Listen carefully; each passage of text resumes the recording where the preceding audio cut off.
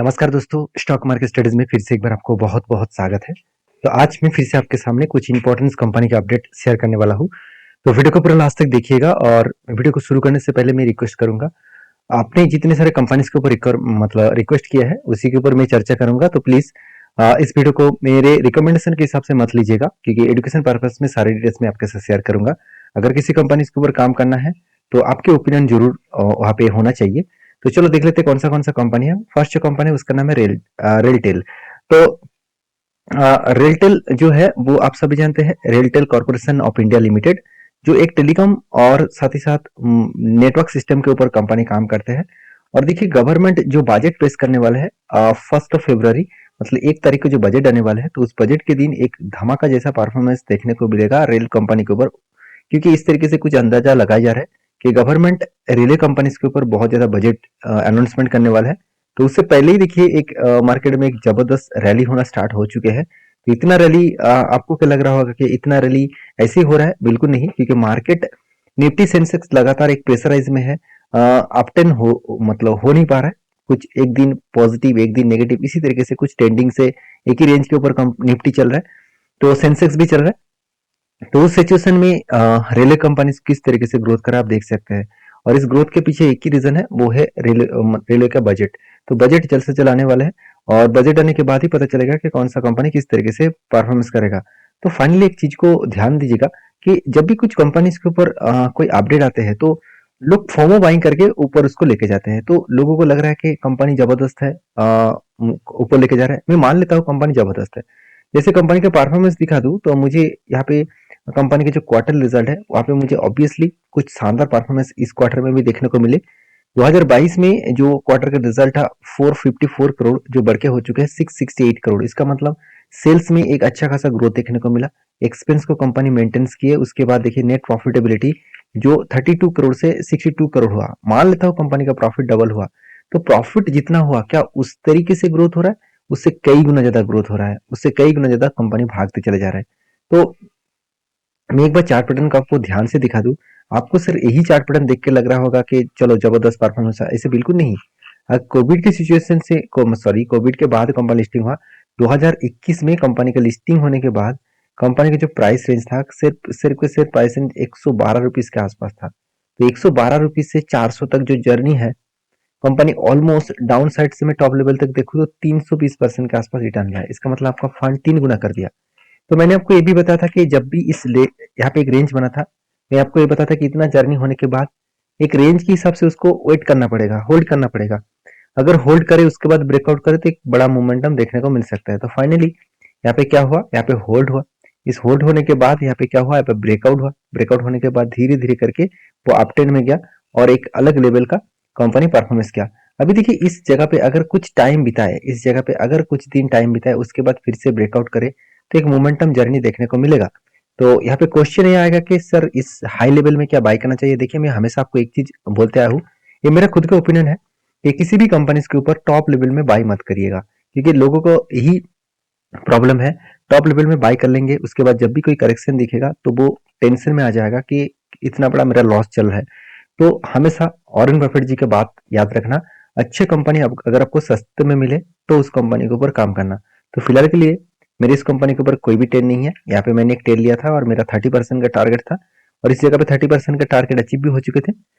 तो मैं इंतजार करूंगा नेक्स्ट ट्रेड लेने के लिए, क्योंकि कंपनी का परफॉर्मेंस में कोई भी कमियां नहीं है। और इसलिए शायद मुझे लग रहा है इंस्टीट्यूशन जो इस कंपनी के ऊपर भरोसा नहीं करते थे, आज धीरे धीरे करके वो भी इन्वेस्टर भी इस कंपनी के ऊपर भरोसा करना स्टार्ट कर चुके हैं।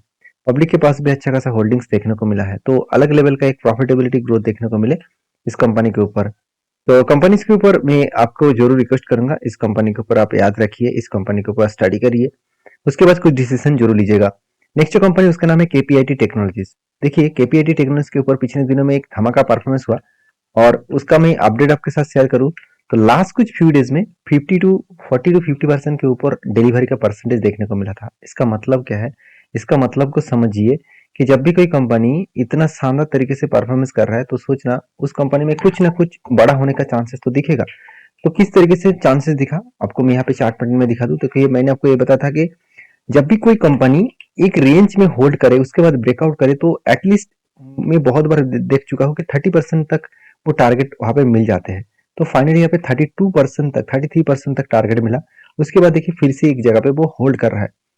तो बहुत दिनों के बाद यहाँ पे भी फिर से होल्ड कर रहा है, और होल्ड करने के बाद देखिए यहाँ पे जो पैटर्न क्रिएट हुआ, जो इसका स्ट्रांगली सपोर्ट लेवल है, उस सपोर्ट लेवल में 2 बार यहाँ पे कुछ हैमर जैसे कैंडल पैटर्न देखने को मिले। अगर 2 बार यहाँ पे हैमर जैसे कैंडल पैटर्न दिखे, तो सोचना यहाँ से रिवर्सल करने का चांसेस है, यहाँ से रीबैक करने का चांसेस है। तो अगर इस तरीके से रीबैक करे और इस लेवल को ब्रेकआउट करे, रीटेस्ट करे, तो एक बड़ा धमाका होने का चांसेस देखने को मिल सकता है। तो मैं इंतजार कर रहा हूँ इस कंपनी के ऊपर, जब मौका मिले तो उस मौके का फायदा उठाऊंगा, क्योंकि इस कंपनी रीबैक करने का और एक चांसेस जरूर दिखने को मिल सकता है, क्योंकि लगातार ऑटो सेक्टर का ग्रोथ हो रहा है। उनमें से सबसे ज्यादा ग्रोथ देखने को मिला है टाटा मोटर्स के ऊपर। टाटा मोटर्स लगातार हाइक करते चले जा रहे हैं। जिस तरीके से टाटा मोटर्स भागते चले जा रहे हैं, उस बेसिस में जो केपीआईटी टेक्नोलॉजीज है, जो टेक्नोलॉजी बेसिस कंपनी है, उसका भी ग्रोथ होने का चांसेस, बढ़ने का चांसेस रहेगा। तो केपीआईटी के ऊपर जो क्वार्टरली रिजल्ट है, वो अभी तक जो रिजल्ट पब्लिश किया कंपनी ने, तो वो रिजल्ट कुछ इस तरीके से देखने को मिले। 917 करोड़ से 1257 करोड़ के आसपास एक्सपेंस को कंपनी मेंटेन किया। उसके बाद नेट प्रॉफिट वो भी 104 करोड़ से 101 मतलब 144 करोड़ से 104 करोड़ से 157 करोड़ तक देखने को मिले। तो एक अलग लेवल का प्रॉफिटेबिलिटी ग्रोथ यहाँ पे देखने को मिला है। तो इस बेसिस में कंपनी का आगे बढ़ने के लिए एक पोटेंशियल जरूर देखने को मिल सकता है। तो सिर्फ कंपनी का प्रॉफिट लेवल नहीं, कंपनी का और एक पॉइंट मुझे बेस्ट लगा, वो है कंपनी का ट्रेड रिसीवेबल। तो कंपनी ने कितना ट्रेड रिसीव किया? पिछली बार का ट्रेड रिसीव था 592 करोड़।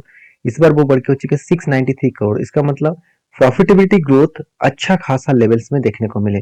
तो मेरे हिसाब से एक जबरदस्त परफॉर्मेंस कंपनी किया है, और इस परफॉर्मेंस के बेसिस में कंपनी आगे बढ़ने के लिए दम भी रखेंगे। तो बाकी इस कंपनी के ऊपर आपके क्या ओपिनियन है, आपका क्या राय है, जरूर मुझे कमेंट्स करके बताना। तो नेक्स्ट जो कंपनी है उसके बारे में चर्चा करें, उसका नाम है येस बैंक। मुझे पिछले दिनों में एक दोस्त कमेंट किया था कि सर मैंने इस कंपनी के ऊपर बहुत अच्छा खासा क्वांटिटी ऐड किया हो। देखिए, मुझे सुनकर अच्छा लगा कि आपने क्वांटिटी ऐड किया, मगर ये बात भी मुझे गलत लगा कि आपने कोई स्ट्रेटेजी को फॉलो ना कर कर काम किया है। क्यों मैं बता रहा हूँ, चलो मैं एक बार आपको बता दूं कि हाँ, ऑब्वियसली आपके ओपिनियन है, आपके ओपिनियन के हिसाब से आपने शायद कुछ स्ट्रेटेजीज को देखकर फॉलो करके काम किया होंगे, तो वो अच्छी बात है। मगर मेरे हिसाब से इस लेवल में अभी येस बैंक के ऊपर मेरा कोई एंट्री नहीं है, क्योंकि मेरा कोई एंट्री नहीं है इसलिए मैं बोल रहा हूँ, क्योंकि ध्यान दीजिएगा इस चीज को कि एक लंबा सा जर्नी होने के बाद यहाँ पे देखिए 2 बार ऑलमोस्ट टारगेट हो चुके हैं। पहले एक बार cup with shoulder cum head cum shoulder बना था, ब्रेकआउट हुआ, टारगेट अचीव हो गया। यहाँ पे एक रेंज स्टेट बना था, वो भी टारगेट अचीव हो गया। अभी मैं इंतजार कर रहा हूँ यहाँ पे बड़ा सा एक क्या बना, एक कप बना, और कप बनने के बाद मैं इंतजार कर रहा हूँ कि यहाँ पे एक छोटा सा यहाँ पे हैंडल पैटर्न भी क्रिएट करे। तो छोटा सा एक हैंडल पैटर्न अगर क्रिएट करे, तो उसके बाद अगर ब्रेकआउट करे, तभी मैं एंटी जरूर इसके ऊपर लेने वाला हूँ। क्यों लेने वाला हूँ, मैं आपको ये भी बता दूं, कंपनी का जो क्वार्टर रिजल्ट है, इस बार कंपनी का रिजल्ट कुछ अच्छा खासा शानदार लेवल में देखने को मिला। एक्सपेंस को कंपनी कंट्रोल में रखा। सबसे जो बेस्ट पॉइंट इस कंपनी के ऊपर लगा, वो है कंपनी का एनपीए। एनपीए का मतलब है नॉन परफॉर्मिंग एसेट, जो कंपनी बहुत हद तक कंपनी काम कर चुके हैं।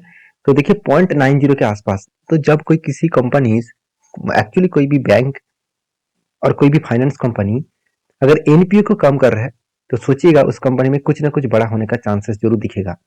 क्योंकि एनपीए एक ऐसा इंपॉर्टेंस पॉइंट है बैंकिंग सेक्टर के लिए कि जो जितना कम करेंगे उतना ही उसके लिए खासियत रहेगा। क्योंकि एनपीए का मतलब है नॉन परफॉर्मिंग एसेट। इसका मतलब आपको मैं समझा देता हूँ। मान के चलिए बैंक ने 3 लोगों को 10-10 करके रुपया लोन दिया, और तीनों लोगों में 2 लोग लोन वापस किया, और एक लोग बोल रहा है कि मैं लोन वापस नहीं कर पाऊंगा। तो ये जो पैसा बैंक को नहीं मिला, तो वो ही बन जाएगा बैंक के लिए एनपीए।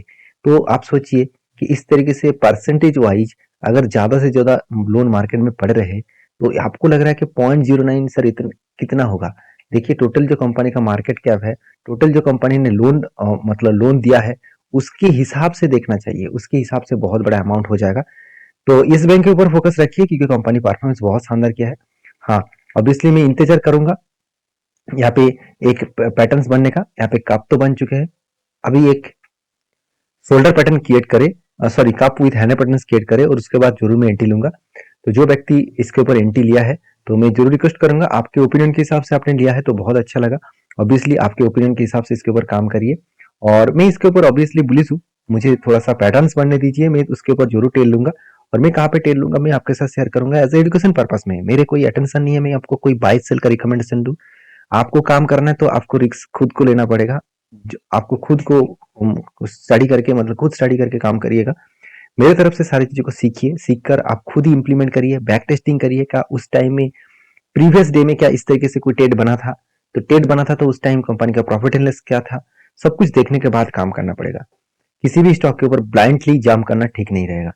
तो नेक्स्ट जो कंपनी है उसके बारे में चर्चा करूँ, उसका नाम है ग्रोइंटम वेंचर्स लिमिटेड। तो मैं इस कंपनी के बारे में बात करने से पहले मैं रिक्वेस्ट करूंगा, बहुत सारे लोग मुझे कमेंट्स किया, सर आप बार बार स्प्लिट बोनस के बारे में क्यों बात करते हैं।